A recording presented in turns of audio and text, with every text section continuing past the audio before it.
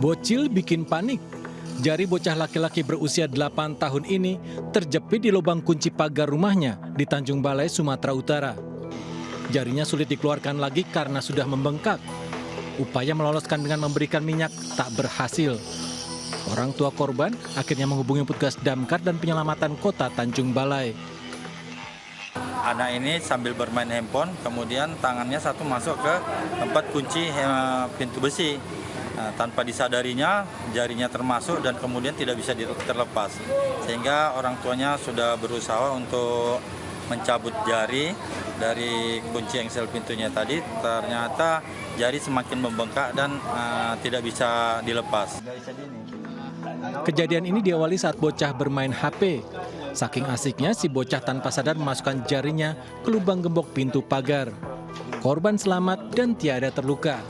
Petugas mengimbau orang tua tetap mengawasi anak-anak mereka saat bermain. Dari Tanjung Balai, Sumatera Utara, Ulil Amri, iNews melaporkan. Pemirsa, bagi Anda yang butuh healing tapi bosan dengan suasana ramai nan bising, kami ingin mengajak Anda berwisata ke aliran Sungai Jalin di Kabupaten Aceh Besar. Selain menawarkan suasana damai dan pemandangan asri, tempat ini juga cocok untuk mengajak anak-anak bermain. Seperti apa keindahan dan keseruannya? Berikut liputannya.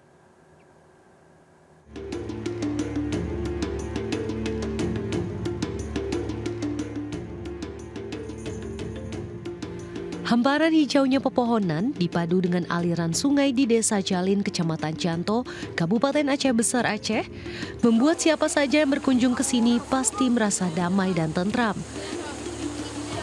Sejenak Anda akan melupakan hingar-bingar kebisingan kota. Sungai Jalin yang membelah dua desa, dikelilingi pepohonan dan aliran air yang bersih, siap membuat pemandangan pengunjung terasa lebih indah.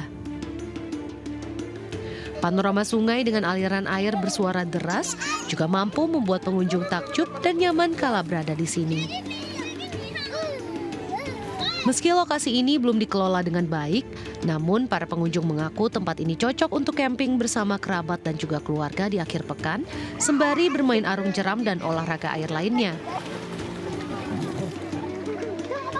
Nah, pemandian sungai di sini ya kalau kita lihat dari alamnya itu masih cukup alami, kemudian airnya pun masih cukup jernih, dan untuk pemandian anak-anak ya cukup cocok dan bagus di sini. Tempatnya bagus, cocok untuk wisata keluarga, misalnya kayak family catering atau ada kayak wisata-wisata misalnya kayak mau family time kayak itu kan bagus di sini. Bisa masak-masak, terus tempatnya asri, bisa sekalian mandi-mandi juga. Pemandu wisata Sungai Jalin menyebut tempat ini ramai didatangi pengunjung saat libur dan akhir pekan, sekedar santai hingga mencoba sensasi olahraga arung jeram. Selain jeramnya juga aman, alamnya juga indah. Banyak satwa-satwa yang masih banyak di sepanjang sungai. Seperti berang-berang,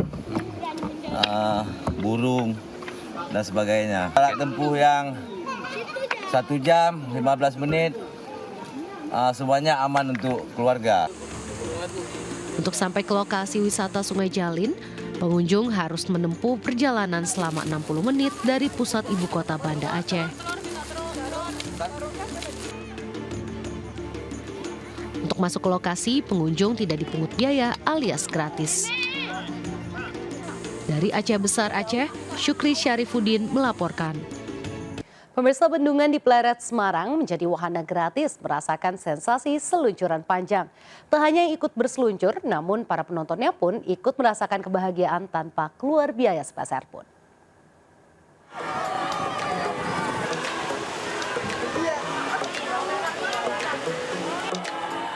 Teriakan disertai tawa bahagia lepas dari puluhan anak hingga dewasa saat berseluncur di Bendungan Pleret, Semarang, Jawa Tengah. Terlebih saat senja warga menyerbu bendungan yang kini mendadak viral karena wisata seluncuran gratis.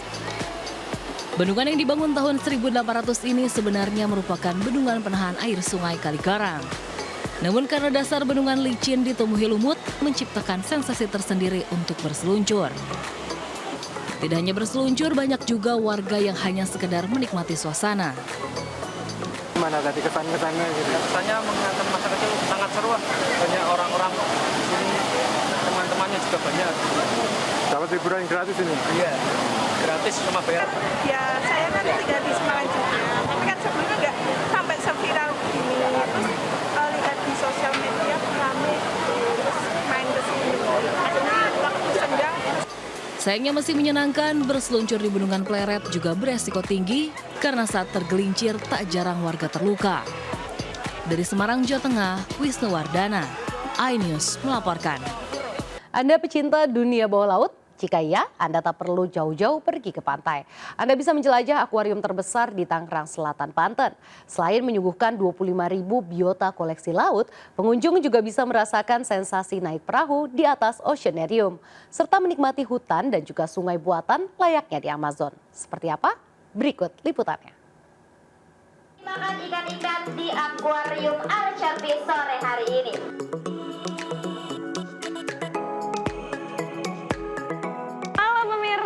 Kali ini saya mau ajak Anda, khususnya pecinta biota laut, untuk jalan-jalan di akuarium terbesar dan pertama di Tangerang Selatan. Katanya banyak banget ribuan biota laut dan ada wahana permainannya juga. Ada apa? Yuk kita lihat.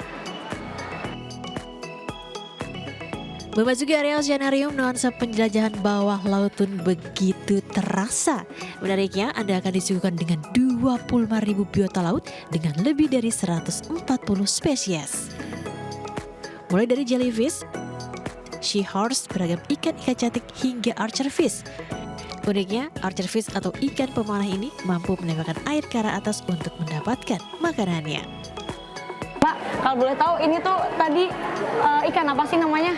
Jadi kita di sini ada ikan archerfish. Dimana archerfish ini tuh dia memiliki keunikan. Dia itu makannya itu bisa menyemprotkan atau kayak ditembak gitu, Kak.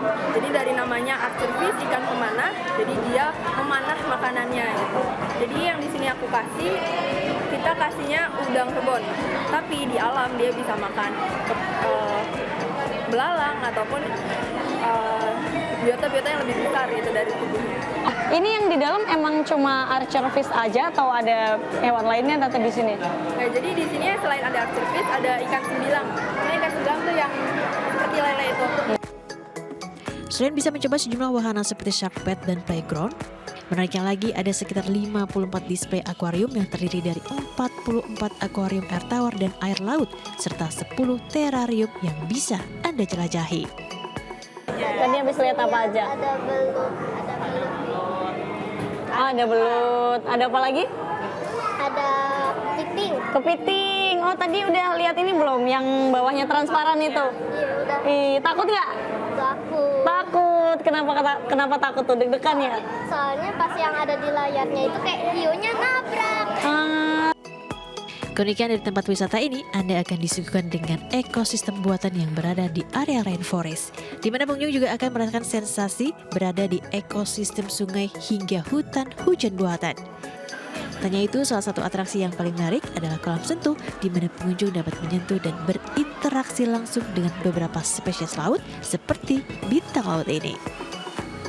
Nah, bagi Anda yang ingin merasakan sensasi berbeda, Anda juga bisa mencoba wahana boat tour yang satu ini. Wah pemirsa, ini saya lagi naik boat tournya. Jadi kita bisa naik di atas boat kayak gini. Dan di bawahnya ada akuarium, ada ikan hiunya juga. Yang menarik apa? Kita bisa ngasih makan langsung ikan-ikannya. Tenang, ya sedikit agak takut tapi ini aman kok, oke? Dan lokasi primadona yang patut Anda coba adalah terowongan kacal sepanjang 30 meter yang bisa membuat Anda seolah berada di dalam laut.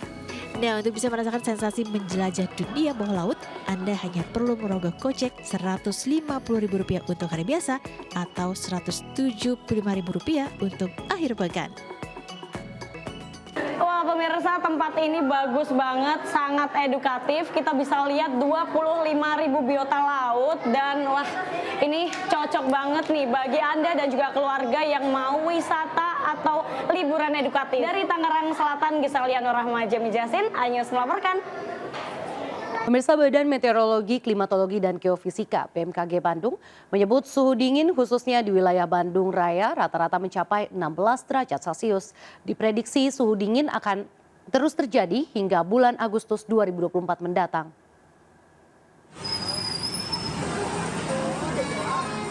Suhu di Bandung mengalami penurunan temperatur, terutama di kawasan pegunungan. Dari catatan Badan Meteorologi, Klimatologi, dan Geofisika, BMKG Bandung, rata-rata suhu Bandung mencapai 16 derajat Celcius.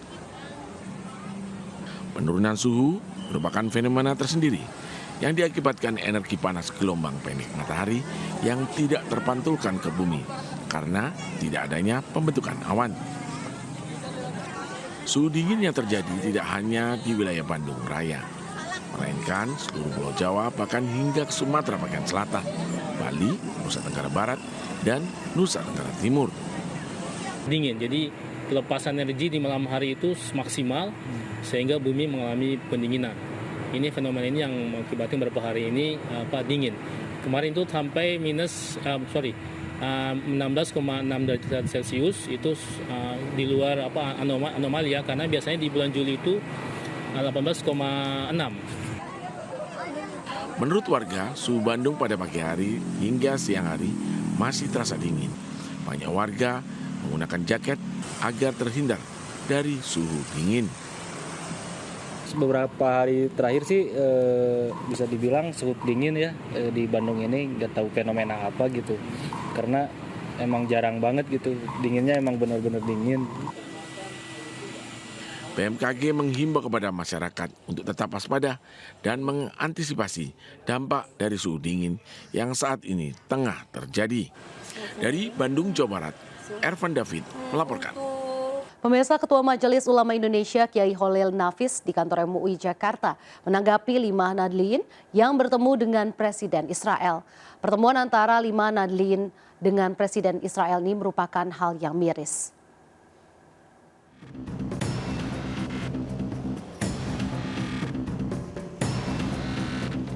Ketua Majelis Ulama Indonesia Kiai Holil Nafis menanggapi terkait 5 nadlin yang bertemu dengan Presiden Israel. 5 nadlin bertemu Presiden Israel merupakan hal yang miris karena Indonesia dan dunia mengecam penjajahan Israel terhadap Palestina, tepatnya di Gaza. Namun justru 5 orang ini yang merupakan warga nadlin bertemu dengan Presiden Israel. NU merupakan organisasi masyarakat terbesar tentang keislaman, menjadikan kejadian ini begitu keterlaluan dan menyakitkan. Walaupun kelima orang itu pergi atas nama pribadi, namun tetap hal ini sangat keterlaluan. Bahwa negara-negara mayoritas muslim itu, apalagi dari kader Nahdlatul Ulama, sebagai ormas terbesar keislaman dianggap pro mereka. Oleh karena itu saya pikir tidak tepat, menyakitkan, dan kalau bagi kami tentu adalah itu keterlaluan ya.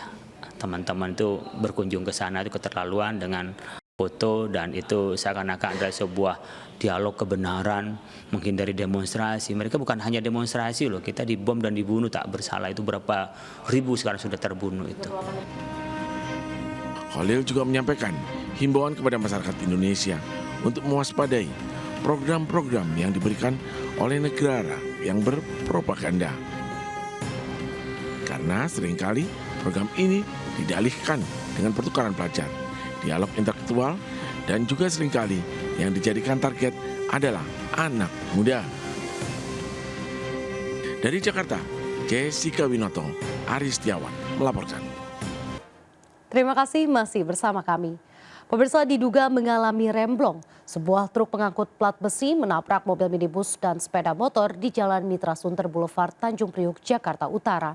Kerasnya benturan membuat truk terguling, sementara minibus rusak dan pengendara sepeda motor luka-luka.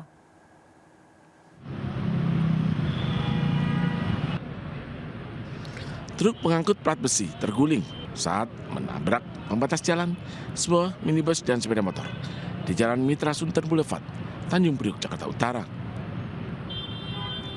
Bagian depan truk rusak, sementara barang muatannya berserakan di jalan. 2 kendaraan yang ditabrak mengalami kerusakan, termasuk seorang pengemudi ojek daring yang mengalami luka. Kecelakaan bermula ketika truk pengangkut plat besi melintas di jalan menurun usai keluar dari pintu tol Kelapa Gading. Tiba-tiba saja remnya tak berfungsi alias blong, sehingga pengemudi tak mampu mengendalikan laju kendaraannya. Imbasnya, Truk terus melaju di jalan menurun, baru berhenti setelah menabrak pembatas jalan sebuah mobil serta sepeda motor yang sedang melintas. Meski pengemudinya selamat, namun kerasnya benturan membuat truk terguling di tengah ruas jalan. Mobil dari turunan ini, nah akhirnya blok. Nah terus nggak bisa mengendalikan, bablas ke sini yang mobil putih, yang barat ke sini, tabrakan. Nah otomatis benturan. Truk yang terguling di tengah ruas jalan membuat arus lalu lintas mengalami kemacetan. Kasus kecelakaan ini ditangani oleh unit kecelakaan Satlantas wilayah Jakarta Utara. Dari Jakarta, Sofyan Firdaus melaporkan. Eksekusi rumah di Komplek Bea Cukai Jatipulo, Palmerah, Jakarta Barat berlangsung ricuh. Kericuhan terjadi saat petugas Bea Cukai memaksa masuk ke area rumah warga yang merupakan keluarga pensiunan Bea Cukai.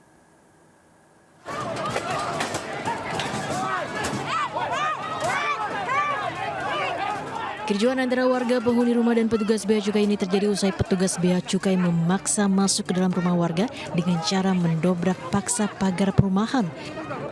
Seorang warga bahkan nyaris terseret saat mempertahankan pagar rumah yang menjadi sasaran pengosongan petugas. Tanya itu sempat terjadi insiden pemukulan warga oleh petugas Bea Cukai yang melakukan eksekusi.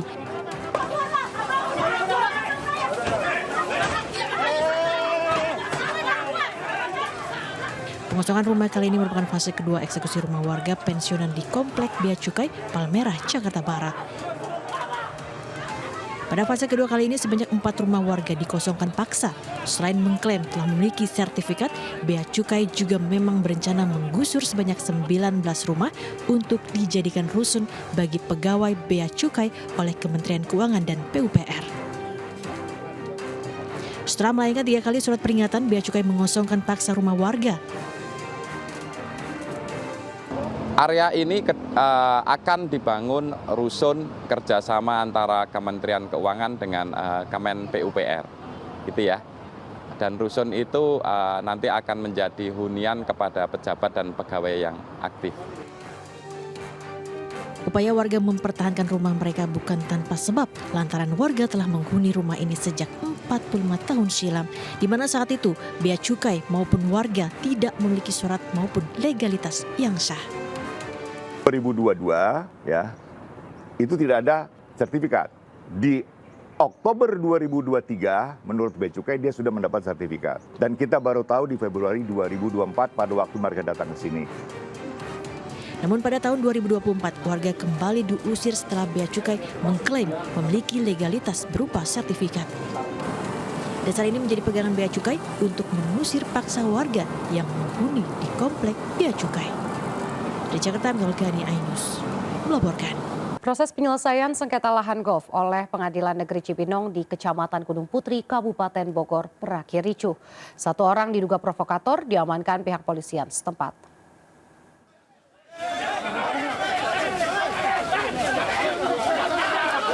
Saling dorong antara pihak Pengadilan Negeri Cibinong aparat kepolisian dengan pendukung pihak termohon ini tak bisa terhindarkan, di mana para pendukung termohon melakukan blokade menolak pihak Pengadilan Negeri Cibinong untuk memasuki area golf melakukan pencocokan batas lahan sengketa berdasarkan hasil putusan ingkrah. Akhirnya 1 orang yang diduga provokator berhasil diamankan polisi. Selanjutnya proses konstatering terhadap lahan yang bersengketa seluas 4.500 meter di area golf ini mendapat pengawalan ketat tim aparat gabungan. Sesuai dengan putusan pengadilan yang kita mintakan itu kan 4.500 meter disertai akses jalan 6 meter. Nah hari ini sudah kita ukur 4.500 meter dengan akses jalan 6 meter. Jadi mudah-mudahan ke depannya pada saat eksekusi udah nggak diulang lagi. Nah nanti kami akan koordinasi dengan pimpinan sesuai dengan permohonan dari pemohon, melanjutkan pengosongan kah, apa seperti apa, penyerahan atau beberapa lain-lain. Nanti kita nunggu perintah dari ketua pengadilan. Diketahui sengketa lahan lapangan golf Jagorawi antara PT Grand Puri Permai dengan Golf Jagorawi berlangsung sejak puluhan tahun lalu. Dengan eksekusi tersebut, lapangan golf Jagorawi yang berdiri sejak tahun 1979 terpaksa ditutup dan dihentikan beroperasi untuk sementara waktu. Dari Kabupaten Bogor, Jawa Barat, Cahyat Supratna, Ainus melaporkan. Ratusan karyawan sebuah pabrik di Pati, Jawa Tengah diduga keracunan. Mereka mual dan muntah setelah makan siang di kantin pabrik dengan menu sayur asem dan olahan ikan tongkol.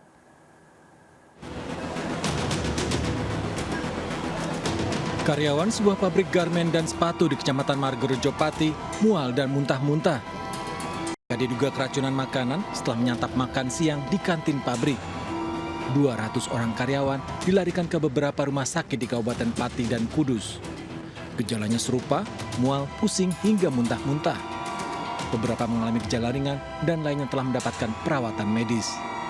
Dan kemudian tim dari dinas langsung saya minta untuk datang ke TKP ya untuk mengambil sampel, baik sampel makanan karena itu kejadian setelah mereka istirahat makan siang bersama gitu ya. Sekitar jam 12-an mereka makan dan tak lama kemudian muncul gejala-gejala dari karyawan di situ yang ikut makan. Karyawan pabrik PT Sejin Fashion Indonesia makan siang di kantin pabrik dengan menu sayur asem dan olahan ikan tongkol. Sampel makanan telah dibawa untuk diperiksa di laboratorium. Untuk data sementara sudah masuk pengecekan di beberapa rumah sakit. Sudah dilarikan ke rumah sakit semua? Ya, ada sekitar 5 rumah sakit. Dari dinas kesehatan akan melakukan pengecekan laboratorium. Seberapa parah kondisinya dan yang berguna? Dari hasil pengecekan sementara, keluhan dari beberapa karyawan rata-rata mual dan badan lemas. Pemeriksaan laboratorium dilakukan di Semarang, Jawa Tengah dan diperkirakan memakan waktu hingga 1 minggu. Dari Pati, Jawa Tengah, Lazarus Sandi, iNews melaporkan. Wakil Presiden terpilih Gibran Rakabuming Raka resmi mengundurkan diri dari jabatan Wali Kota Surakarta. Surat pengunduran diri diserahkan kepada Ketua DPRD Kota Surakarta, Jawa Tengah. Gibran menyampaikan terima kasih dan permintaan maaf selama menjabat sebagai Wali Kota.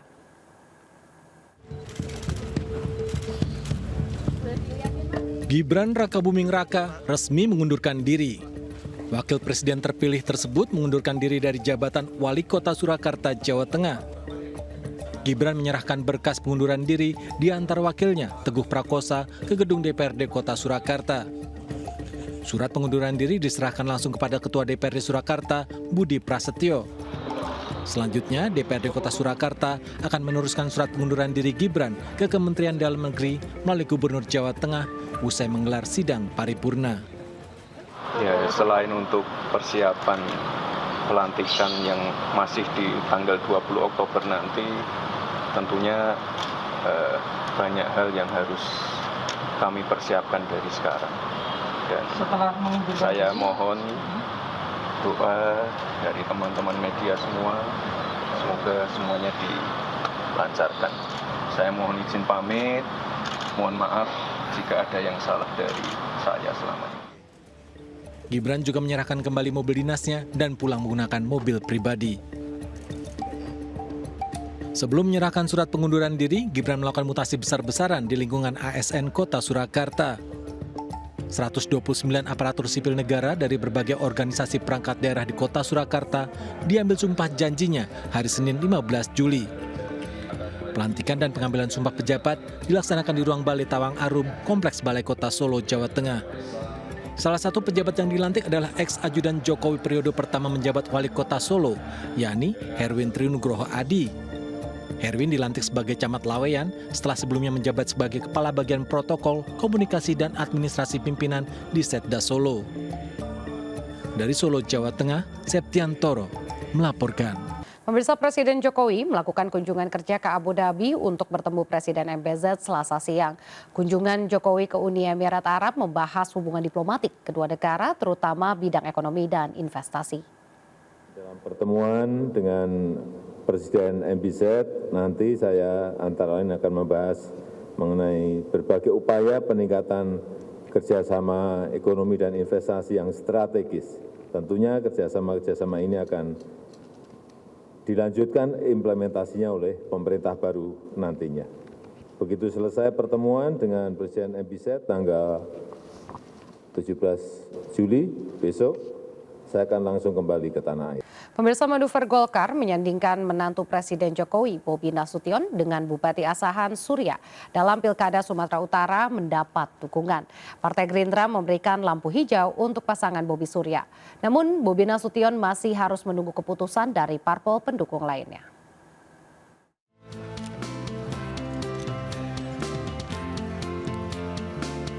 DPD Partai Golkar Sumatera Utara telah mendeklarasikan pasangan bakal calon gubernur dan wakil gubernur Sumatera Utara untuk Pilkada 2024 nanti. Partai Golkar menyandingkan wali kota Medan Bobi Nasution dengan salah satu kadernya, Surya, yang kini menjabat sebagai Bupati Asahan Sumatera Utara. Menanggapi keputusan tersebut, Partai Gerindra selaku salah satu pengusung Bobi Nasution memberikan lampu hijau. Sekjen DPP Partai Gerindra Ahmad Muzani mengamini keputusan Partai Golkar. Kemudian Sumatera Utara, Pak Prabowo telah mengambil keputusan, yakni Saudara Muhammad Bobi Afif Nasution dengan wakil Saudara Surya. Semua daerah penting, semua daerah strategis dengan keunggulan dan kekurangan masing-masing, sehingga Pak Prabowo merasa bahwa daerah tersebut, provinsi tersebut harus dipimpin oleh orang terbaiknya di provinsi dan di daerah tersebut. Bakal calon gubernur Sumatera Utara, Bobi Nasution mengaku kursi calon wakil gubernur memang sudah disepakati akan diisi oleh kader Partai Golkar. Calon wakil gubernur Sumatera Utara yang memang ada disampaikan, dan kemarin Pak Erlangga juga sudah menyampaikan, Pak Surya, dan tadi sudah disampaikan Bang Ijek. Ini menjadi terang. Selanjutnya tentunya saya secara pribadi dan dari Partai Gerindra menunggu kelanjutannya setelah dari hari ini. Namun Bobi tetap akan menyampaikan keputusan tersebut pada parpol pendukung lainnya seperti PAN, Nasdem, PKB, dan Demokrat. Tim Liputan iNews melaporkan.